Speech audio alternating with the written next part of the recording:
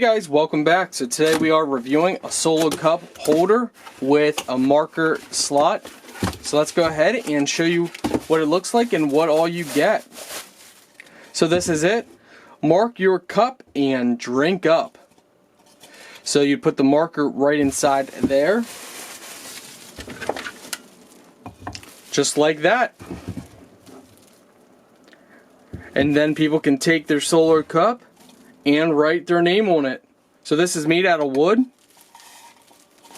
This is the bottom. On both sides it has mark your cup and drink up.